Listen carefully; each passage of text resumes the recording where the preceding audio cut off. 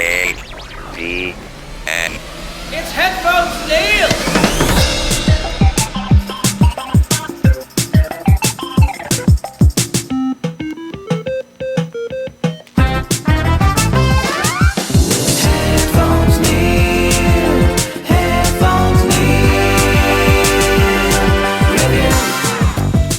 What's up, guys, and welcome back to HeadphonesNeil Reviews. I'm your host, as always, HeadphonesNeil, bringing you my set of reviews. A little bit more than usual, just to get stuff out of the way before the season 2 premiere for Andor. So this week's reviews are a little bit all over the place, but as I mentioned, a little bit more than usual. So with that being said, I'm going to start it off with my review of Nosferatu. I had a chance to finally watch the movie. I've been meaning to for a while, but I just never got around to it. I started watching, I'd be watching other things and stuff like that, but I was like, you know what, let me give it a watch and see how it is.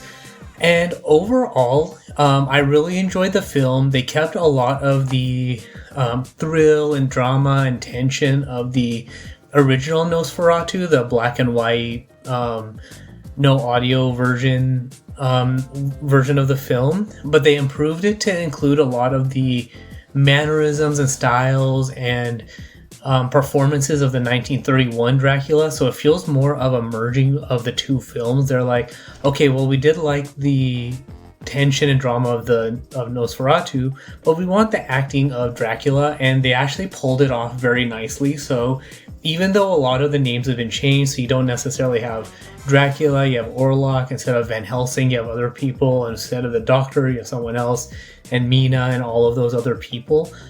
But for me, I definitely recommend giving it a watch if you're a vampire or Dracula fan. For me, just they kind of modernized both films at the same time in Nosferatu. So for me, it's definitely worth a watch. I wasn't necessarily sure what to expect out of it. I was actually expecting a full-on just straight up remake. So now I kind of want to go back and watch the original Nosferatu, but from what I remember of it, it was okay. It was kind of a product of its time, and it stands out like that. But what Nosferatu did make me want to do is see if there's a colorized version of the 1931 Dracula, kind of like what they did with Plan 9 from Outer Space. And as it turns out, someone actually did do just that. So I did a search for Dracula, or literally for Dracula 1931 colorized, and there is a version up on the Internet Archive where, according to the description, the person used a bunch of AI tools to convert the film into color. So it's very grainy and stuff like that, but the effect, I think, is pulled off very nicely. They did make a note that the colors might be off in some areas and things like that, but I didn't notice anything that was strange or unusual in one scene to the next. I kind of just watched it as a film. What if this was released, theatrically like this? Would it stand out?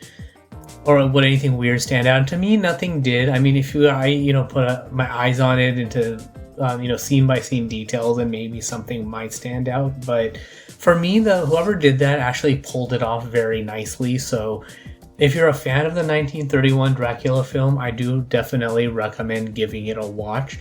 They did a good job. It makes the film that much better. So it almost makes it worth watching only that version of the film. Granted, the original black and white version is a better quality as far as less granularity and all that, but if you want a colorized version, then it is definitely the way to go. With that being said, otherwise, I actually wanted to test a theory recently of how do the Fast and Furious films hold up if you don't watch the original trilogy? So the Fast and the Furious, Too Fast, Too Furious, and Tokyo Drift. And what if you treat those as the Fast Saga stories, kind of like Hobbs and Shaw?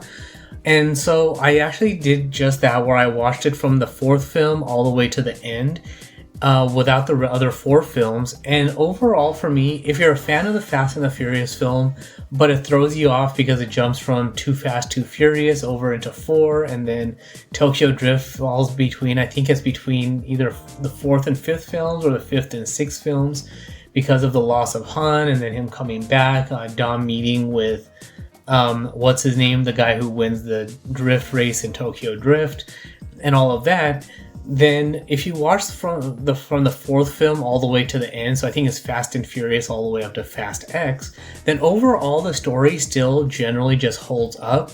You do have lingering questions like how do Roman and Tej meet, how do Brian and Dom meet, and how does Dom and Mia know each other, why do they have that tension and all of that. So if you treat the Fast and the Furious, the first one, as a Fast Saga story and go back and watch that as filler material or as a prequel movie and watch it after the fact, then it works equally well. And then same thing with like Brian and Roman, like why do they have that friendship, but why do they don't necessarily have tension, but why does Roman act the way he does and all of that? Then you have Too Fast, Too Furious. So for me, and then also same thing with Hobbs and Shaw, like how do they become, not that they become friends, but their tension takes a turn later on.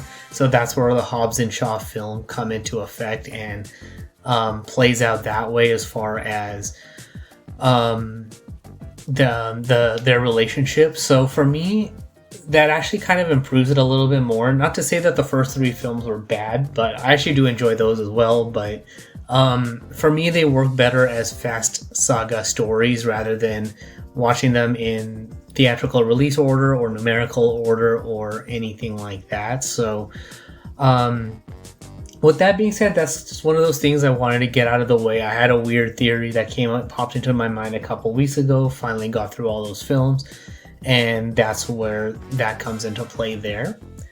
And then to round out this week's episode, I have had a chance to continue playing Grand Theft Auto San Andreas. Overall, the game still generally holds up. The stories and interactions and missions and all that are still very fun, so it is nice to see them in a slightly better remastered context. Every so often there will be certain scenes that or certain things that are still kind of blocky and have that residual effect of the original game, but you can see how much effort they put into it to kind of modernize it a little bit and make it less polygonal and make it and smooth it out and normalize the color a little bit more. So with that, it's just right now still progressing through the Los Santos missions and story arcs and all of that.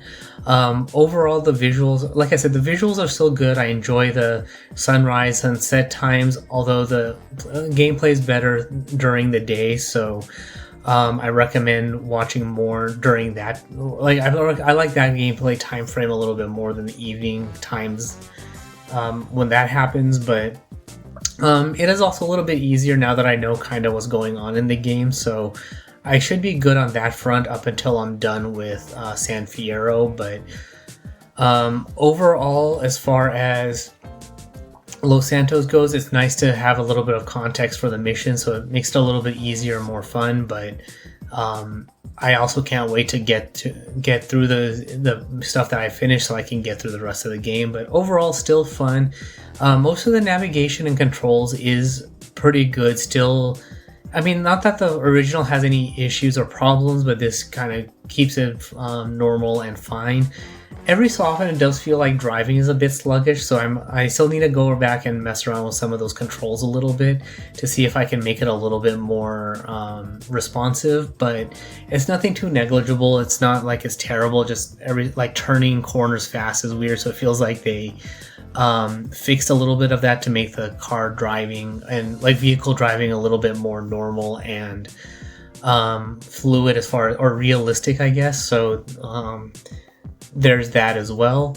As far as the AI, I think I may have mentioned it last week, but the mission, as far as the train mission to stop the rival gang from getting away with some of the weapons and stuff, it feels like that AI has been fixed since I think it was Smoke or whoever's on the motorcycle with you is able to kill them by the time you get into the Valley Passway. So I'm kind of hoping that continues to hold up in the later missions in the game, that it was more just that mission has that weird AI effect. So it's one of those things where that was one of those noticeable things that I was able to pass the mission, I think, on the first or second time. I think it was maybe the first time, just I was able to or follow along with the train, stay on power, and let the AI take care of killing those rival gang members, and it worked out perfectly. So I don't know that there's any other major issues. I thought I read online that there may have been, but just that one stood out, that it seems like it's fixed. So I hope the rest of the game continues to go as smoothly in that particular element of the AI doing stuff, just for the rest of the game. So that, with that being said, that's all there is as far as reviews goes. But I did want to mention that I recently upgraded my Google One plan, so I now have access to some of the additional AI tools that Google is putting out. So for the YouTube version, if you happen to be watching or listening on that version, I did use Google's Whisk AI software program, whatever you want to call it, to animate the intro and outro images. So the intro video is an animation created from the Dracula driving a convertible image that follows right after it.